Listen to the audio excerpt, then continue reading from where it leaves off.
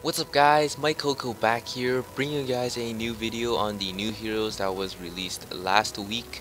Now we have one legendary and one mythic hero. Um, so the legendary hero we have is Dark Sibyl. Basically she turns into Dark Sibyl because she's trying to like protect Claire or something. There's some weird backstory to it, but for skill, it's a 3x3 magic damage.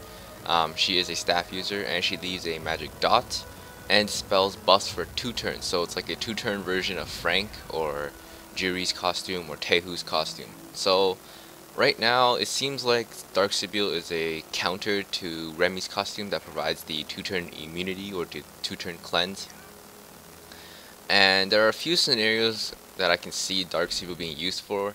So right now, if we use Frank or Juri's costume or Tehu's costume, you can use any 3 of those skills to remove the 2-turn immunity buff that Remi provides. So let's say that this toad here is Remi, and there's the 2-turn immunity buff around Remi, the 3x3. You can use any of the 3, Frank, Juri, or Tehu, and remove the 2-turn immunity buff from any of these 9 heroes.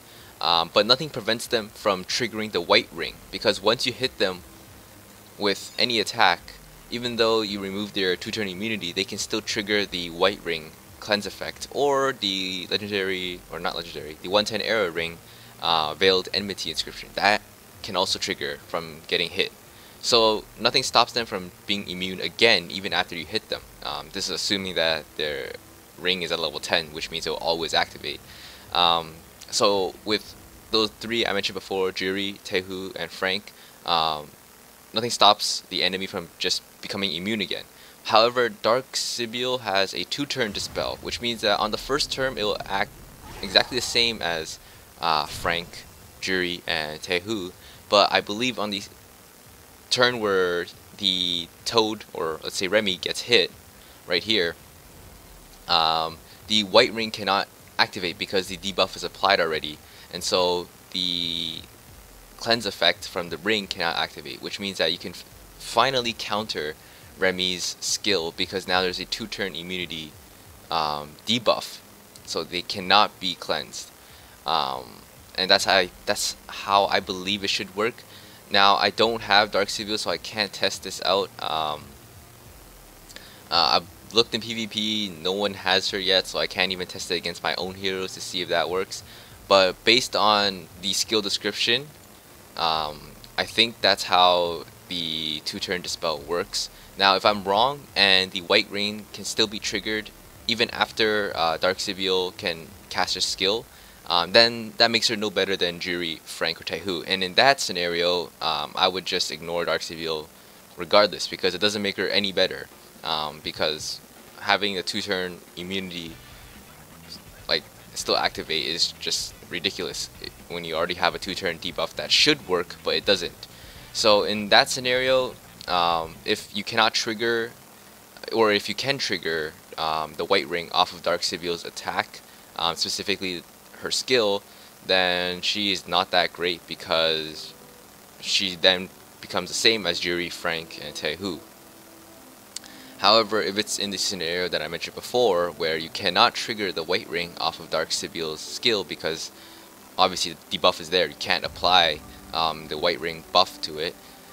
In that scenario, Dark Sibyl is actually huge to the metagame, because it will finally allow us to counter Remi's costume, because there's nothing that can actually counter Remi's costume. Like I said before, you can use Juri, Frank, or Tehu to remove the initial 2-turn immunity buff, but nothing prevents you from or prevents them from triggering the white ring effect or the cleanse effect from the legend or the era 110 ring. So in that case, Dark Sibyl will be a huge game changer. So if you guys have Dark Sibyl, and just if you don't mind, see if you can get the white ring to trigger off of her skill. If you can't, that means she's definitely worth keeping, and you should probably try and actively get her, because she'll be wonderful in PvP. However, if the white ring can be triggered off of her skill, then I would still keep her if you get her, but I wouldn't recommend using her as a true counter to Remi's costume, or any cleanse for that matter.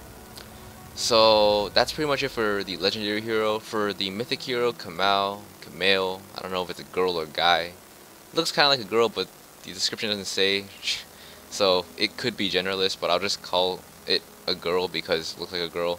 So she is a spear user, and the space she hits is actually very interesting. It's almost like a cross, but extends to the ends of the board, which means that she actually hits the entire row and the entire column. So imagine a cross, and then you just drag that, like the cross out. That's how her attack hits. And her attack buff is a self buff for 1 turn, and she also provides a 1 turn stun, so very similar to Lucida. Now this attack buff, I believe it raises up to 75%, which again is very reminiscent of Lucida's attack buff. And the space she hits is very interesting. Look, she hits the entire row here, and then the entire column here, so it's like a extended cross, right? And it works on any cross or any row or column. It'll hit this row and then this column as well. You can see the HP, yep, like that. So it makes her actually very deadly in PvP, because if you position Camael's attack correctly, you can hit at least 3 heroes on the board at any time. I don't think there's a formation that can avoid that. And because her attack, she has a 75% attack buff, and her SDF is guaranteed to be minimum, like probably like 1.89, because the only SDF that's 1.69 are 3x3s right now, and I actually don't know what her SDF is, because she is the only hero to hit in such a unique formation. But I suspect it's either 1.89 or like all the other mythic heroes, excluding Remi, it's going to be 2.19, which makes her even harder to hit. Now it's a little bit sad that her skill is only a stun, because a stun isn't that great anymore in the current metagame. It's only useful in PvP. But because she hits in such a weird, well, I guess large formation, it makes her very good for clearing mobs. And with the attack buff of 75% and her unknown SDF, which could be very high, and it makes her a very strong damage dealer. So now the only con to Camael is that she's a spear user, which means that the damage range is going to be kind of iffy. She might hit very low or might hit very high, and she also has a 300 fury cost. But I guess if you think about it, it's almost a decent trade-off, because you can hit so many targets at the same time without suffering the damage loss of a 3x3 area. So in that sense, Camael is a pretty decent mythic hero. So yeah, that's pretty much it for this video. Recap: Dark Sibyl is pretty much only useful if you can trigger off, if the white ring cannot trigger off of her skill. Otherwise, she's not that much different from Juri, Frank, or Tehu. And Camael is pretty much your solid damage dealer. I would say she's more suited to clearing multiple enemies at a time. So yeah, that's pretty much it, guys. Peace.